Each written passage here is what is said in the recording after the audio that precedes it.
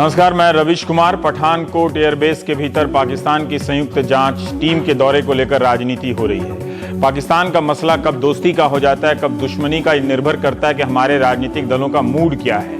Pakistani team कोई अकेले नहीं गई है, बल्कि भारत की राष्ट्रीय जांच एजेंसी NIA भी साथ साथ है। और यह भी कहा गया है कि उन्हें एयरबेस का दर्शन नहीं कराया जा रहा, बल्कि उन्हीं सीमित जगहों तक ही जाना होगा उनका, जहां 2 जनवरी को आतंकवादी हमला हुआ था और जिन रास्तों से आतंकवादी गया था। मीडिया की रिपोर्ट के अनुसार जिन इलाकों में दौरा हो रहा है वहां कपड़ों से घेर दिया गया है। भारतीय वायुसेना ने कपड़ों की ऊंची दीवार बना दी है ताकि JIT को, ये ज्वाइंट इन्वेस्टिगेटिंग टीम जो है, JIT को एयरबेस का कोई दूसरा हिस्सा ना दिखे। एक्सप्रेस ने लिखा है कि JIT के सदस्यों के साथ भारतीय सेना, वायुसेना और सेना के किसी भी अधिकारी से कोई संपर्क नहीं कराया जाएगा, उनसे कोई पूछताछ नहीं होगी।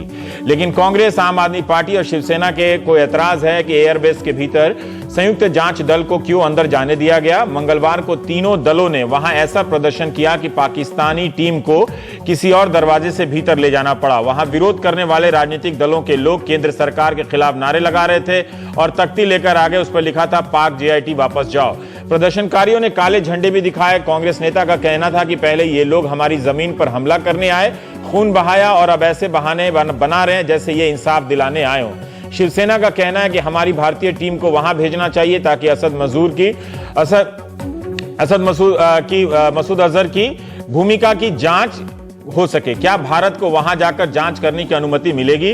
हमें ध्यान रखना चाहिए कि भारत दोषी नहीं है, पाकिस्तान दोषी है। आम आदमी पार्टी के नेता अरविंद केजरीवाल ने विधानसभा में भाषण दिया और ट्वीट किया है कि आजाद देश के इतिहास में ऐसा कभी नहीं हुआ कि भारत की सरकार पाकिस्तान के सामने इतना झुक जाए। ISI को बुलाकर मोदी सरकार ने पाकिस्तान के आगे घुटने टेक दिए। केंद्र ने शहीदों की शहादत की सौदेबाजी कर ली है, जिसे भारत के लोग बर्दाश्त नहीं करेंगे।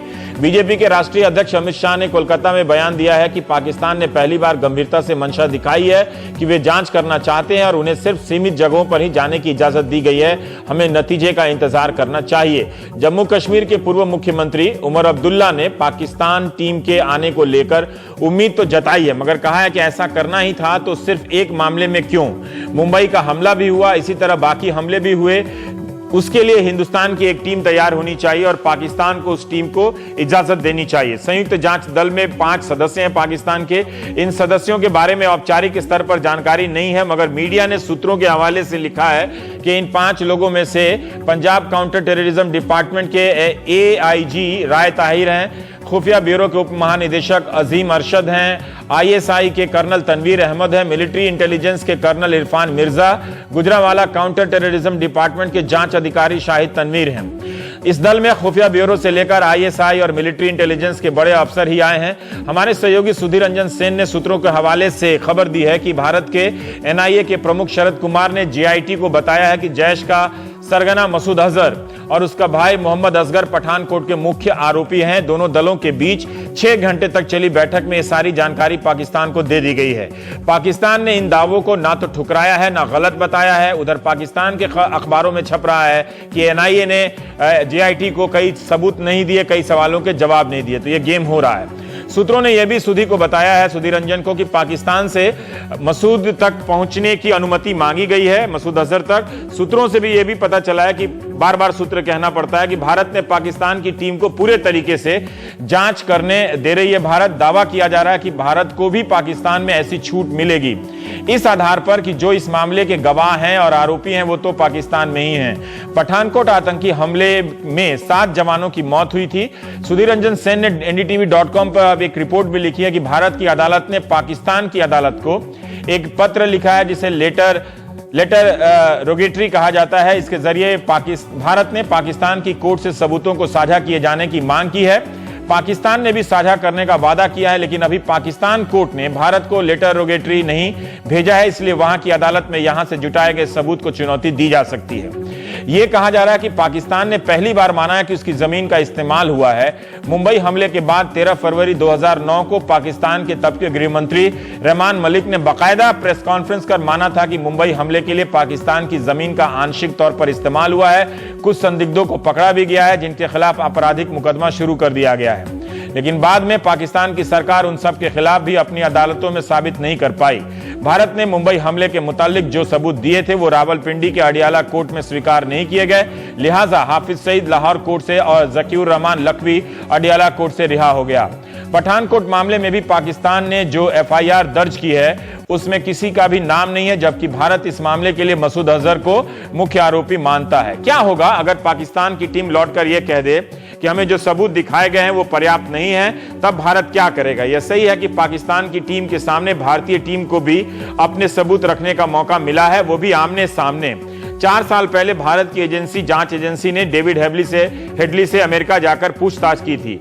अभी भी अमेरिका से वीडियो लिंक के जरिए वो तरह तरह की गवाही दे रहा है, जिसके वकील आकर उसकी तरफ से बोल रहे हैं। इस तरह से देखा जाए तो अमेरिका को डेविड हेडली से पूछताछ करने के लिए भारतीय एजेंसी को अनुमति नहीं देनी चाहिए थी। आईएसआई का अधिकारी होने के कारण यह दौरा राजनीतिक विरोध का कारण बन रहा है या पाकिस्तानी टीम के कारण ही? अब सवाल है कि क्या पाकिस्तान भारत को हाफिज सईद से लेकर मसूद अजहर से पूछताछ करने देगा? भारत कहता है कि मांग करेगा। यह सब हो रहा था तभी एक अन्य मामले में पाकिस्तान की सेना की जनसंपर्क एजेंसी ने एक वीडियो जारी कर दिया। इस वीडियो में कुलभूषण जाधव स्वीकार कर रहे हैं कि वो रॉ के लिए काम करते हैं। प्रेस कॉन्फ्रेंस में लेफ्टिनेंट जनरल असीम बाजवा और सूचना मंत्री परवेज रशीद मौजूद थे। बाजवा ने कहा कि कुलभूषण जाधव रॉ चीफ, नेशनल सिक्योरिटी एडवाइजर और रॉ ज्वाइंट सेक्रेटरी से सीधे तौर पर संपर्क में था। जाधव के जरिए पाकिस्तान के सैनिक अधिकारी ने आरोप लगाया कि एक किस्म का राज्य द्वारा प्रायोजित आतंकवाद है और इससे ज्यादा साफ सबूत क्या होगा कि भारत का पाकिस्तान में दखल है। उसने बताया कि वो अब भी भारतीय नौसेना में कार्य करता है और 2022 में रिटायर होने वाला है। रॉ से उसे 2013 में रिश्ता जुटा था। भारतीय तमाम एजेंसियों ने, विदेश मंत्रालय से लेकर रक्षा मंत्रालय तक ने सिरे से खारिज किया है कि ये माना है कि नौसेना में ये काम करता था, लेकिन प्रीमेच्योर रिटायरमेंट इस आदमी का हो गया है और जरूरत पड़ेगी तो अपने काउंसलेट के जरिए मदद की जाएगी। लेकिन कोई भी इनकी किसी तरह की भूमिका नहीं है। एक जो वीडियो कबूलनामा पेश किया गया है, हम रिपोर्टर जिस तरह से P2C करते हैं तरह तरह के एंगल में, कैमरा एंगल में, तो ये पाकिस्तान को जरा सा ख्याल रखना चाहिए था कि इस तरह का कबूलनामा नहीं होता है कि 10 एंगल में।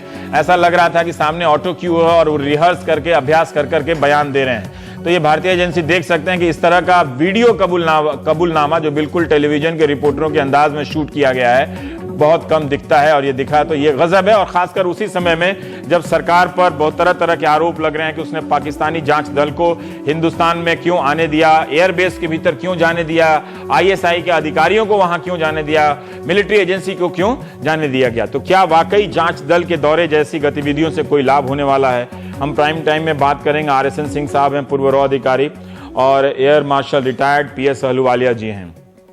सिंह सर, मुझे एक बात बताइए कि जो राजनीतिक विरोधियों ने कहा है कि ऐसा करके पाकिस्तान की टीम एयरबेस के भीतर चली गई है, उसी एयरबेस वो एक संवेदनशील जगह होती है, ये सब कोई जानता है, भारत ने समझौता किया है, एक तरह से भारत झुका है।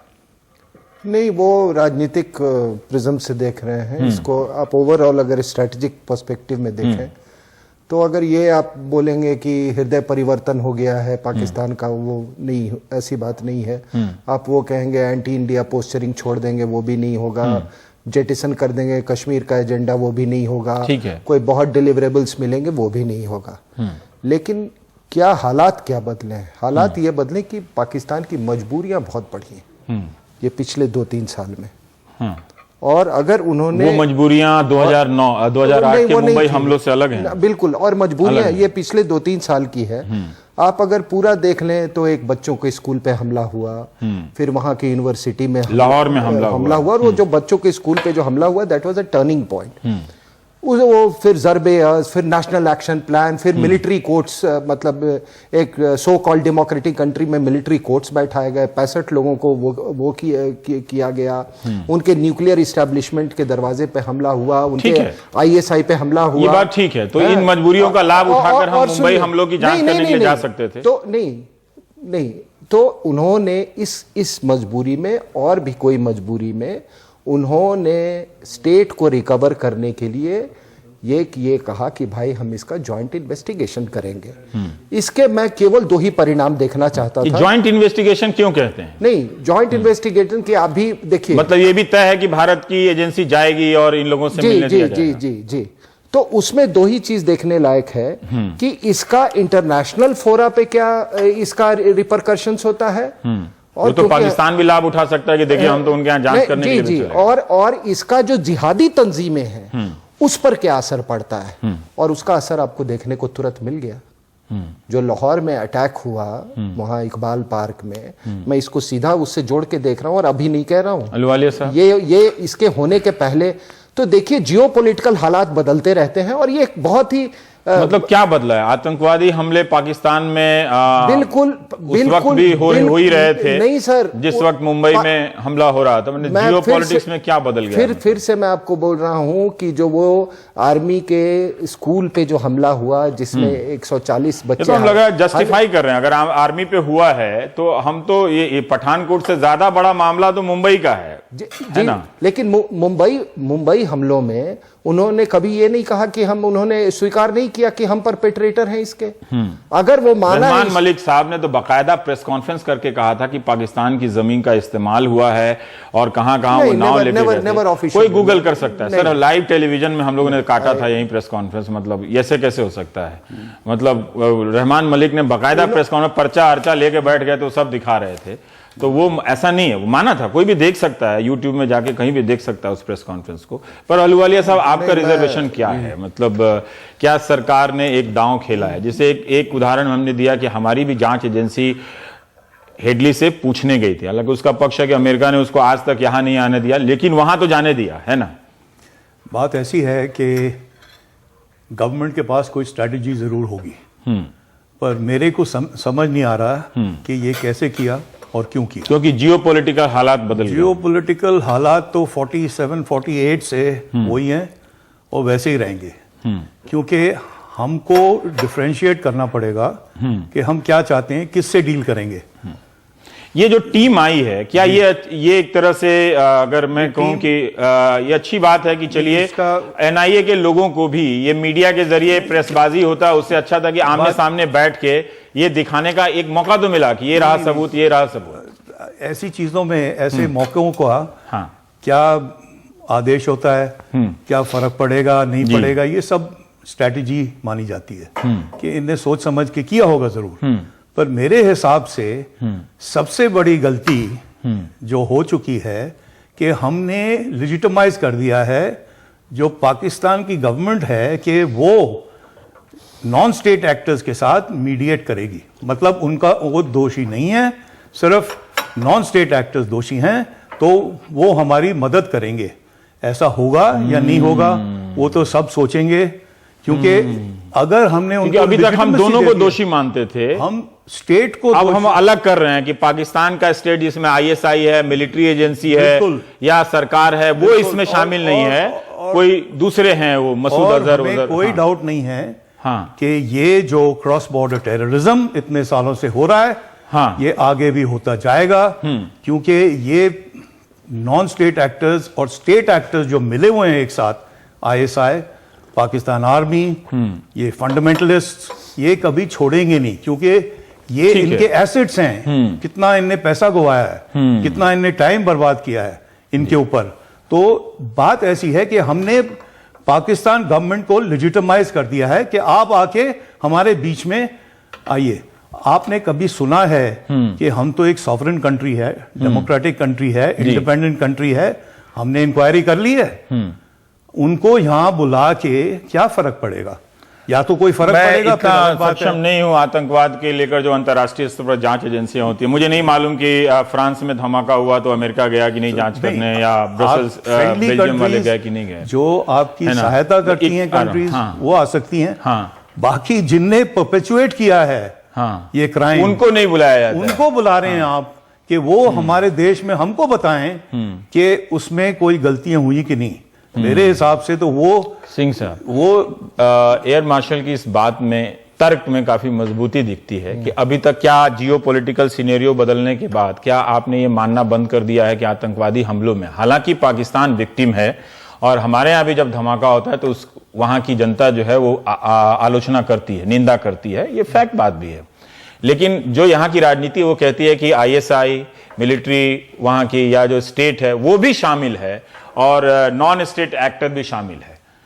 पर एयर मार्शल ये कह रहे हैं कि अब हमने स्टेट को अलग कर दिया, आईएसआई को अलग कर दिया, मिलिट्री एजेंसी को अलग कर दिया उन आतंकवादियों मैं जब बदलते हालात की बात करूं, आज कराची में इनडायरेक्ट एक मिनट मिलिट्री रूल है, वहां पर पाक रेंजर्स रूल कर रही है। फाटा में आपको मालूम है वो ज़रबे जो भी चल ठीक रहा है, वो पंजाब में भी अभी मिलिट्री ने इंटरवीन किया है वहां पे। जो लाहौर में हमला हुआ है उसकी रिस्पांसिबिलिटी तहरीके तालिबान पाकिस्तान ने ली। नहीं सर, उसका रिस्पांस वो गढ़ है। आप एयर मार्शल का जवाब नहीं दे रहे हैं। नहीं, आप स्पेसिफिक सवाल पूछिए। वही स्पेसिफिक पूछ क्या देखिए, स्पेसिफिक सवाल यह है कि अभी तक जब कोई आतंकवादी हमला हिंदुस्तान पर होता है जी, तो हम आरोप लगाते हैं कि पाकिस्तान भी शामिल है। ये नॉन स्टेट एक्टर वाला बहाना नहीं चलेगा। बिल्कुल, आपको पाकिस्तान स्टेट मतलब उसकी सेना, आईएसआई है ना, ये लोग भी शामिल है। उसी की एजेंसी जांच करने आ रहे हैं। सर तो इनका कहना है, सर का कहना है कि आपने राज्य को अलग कर दिया उस गतिविधि से, उसको वैधानिकता लेजिटिमाइज कर दिया कि तुम भी विक्टिम हो। हालांकि पाकिस्तान अपने यहां विक्टिम है, पर हिंदुस्तान के संदर्भ में हमने उसे अलग कर दिया बाकी आतंकवादी गतिविधि। ये बताइए।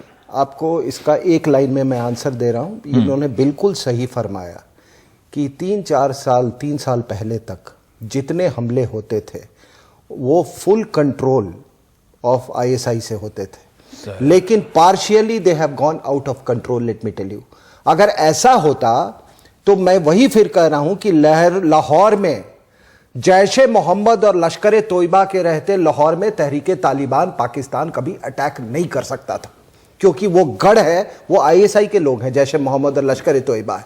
तो हालात बदल रहे हैं, उसका अगर हम फायदा उठाते हैं तो आईएसआई भी वहां के आतंकवादी गतिविधियों से अलग हो गया है। अलग नहीं है, बट वो टारगेट हो रहे हैं। वो टारगेट, यस, उनके हेडक्वार्टर्स पे अटैक हुआ है। मिलिट्री, यस सर, उनके बस पे अटैक हुआ है। वो मिलिट्री एजेंसी जो आज वो सर आईएसआई के बसेस पर अटैक हुए हैं, उनके लोग मारे गए हैं बस अटैक्स पे आईएसआई के, उनके न्यूक्लियर इस्टेब्लिशमेंट। सिंह साहब ये कह रहे हैं कि जो वहां पाकिस्तान पे अब नियंत्रण से बाहर चला गया है। और सर एक लाइन और देखिए, मैं कुछ जिम्मेदारी के साथ आपको कह रहा हूं कि मुझे इस बात का यकीन है कि कुछ जिहादी तंजीमें उनके न्यूक्लियर इस्टेब्लिशमेंट में भी इन्फिल्ट्रेट कर गई हैं, खास करके हाफिज सईद के लोग, जिसको उसने ये तो बातें खतरनाक हैं जी, वो हैं, इसीलिए मैं इसकी आशंका पूरी दुनिया को है। और उसी आशंका के कारण आज वो मजबूर हुआ है आपके पर हमें नहीं मालूम कि भारत और सरकार, पाकिस्तान की सरकारें मिलकर उनके न्यूक्लियर एस्टेब्लिशमेंट को बचाने की कोई योजना बना रहे हैं। अभी तक हम सीमित रखते हैं कि वो पठानकोट आए। देखिए क्या हो रहा है। पठानकोट पे भी अभी आ रहे हैं। तो अभी आपको सर जवाब देना, जो इन्होंने हालात के बारे में बताया। एक टिप्पणी कर दूं कि अगर बहुत बेहतर होते तो इस तरह से, हालांकि कोई संबंध नहीं है, मतलब एक बुद्धि लगानी चाहिए कि वो एक भारतीय अधिकारी के बारे में जिस तरह का प्रेस कॉन्फ्रेंस हुआ, और वहां के अखबारों में मैं पढ़ रहा था तो ये है कि एनआईए के लोगों ने डीएनए सैंपल नहीं दिया, बैंक अकाउंट नहीं दिया, वो फिर से वही सारा सब शुरू हो गया। पर जो सिंह साहब कह रहे हैं कि हालात बदल गए हैं उसके, और जो लाहौर के अटैक को लेकर जस्टिफाई कर रहे हैं, हालांकि वो सारी चीजें तो लाहौर अटैक से पहले तय हो गई थी उसको लेकर, तो क्या आप इस तर्क को आप आगे बढ़ाना चाहेंगे? ये हम माहौल तो वैसे के वैसा ही है। एक तो वो सोचते हैं good terrorist versus bad terrorist, अभी भी सोचते हैं। जो बैड टेररिस्ट है वो हमारी तरफ हैं, जो अपनी तरफ हैं, और जो गुड टेररिस्ट है वो हमारी तरफ हैं। अब जो उनके इंटरनल मामले हैं वही सॉर्ट आउट कर सकते हैं, वही सुलझाएंगे उनको। अगर हम तो चाहते हैं कि पाकिस्तान एक स्टेबल कंट्री हो, पीस हो, शांति हो, ताकि हम दोनों देश आगे बढ़े। पर बात ऐसी है कि इतने सालों से, और 1971 स्पेशली के बाद जो आर्मी है वो तो अभी तक सोचती है कि भारत हमारा एनिमी है और भारत को हमने कोई लेसन सिखाना है, और इसीलिए ये क्रॉस बॉर्डर टेररिज्म चल ही रहा है। पाकिस्तान गवर्नमेंट ये नहीं रोक सकती।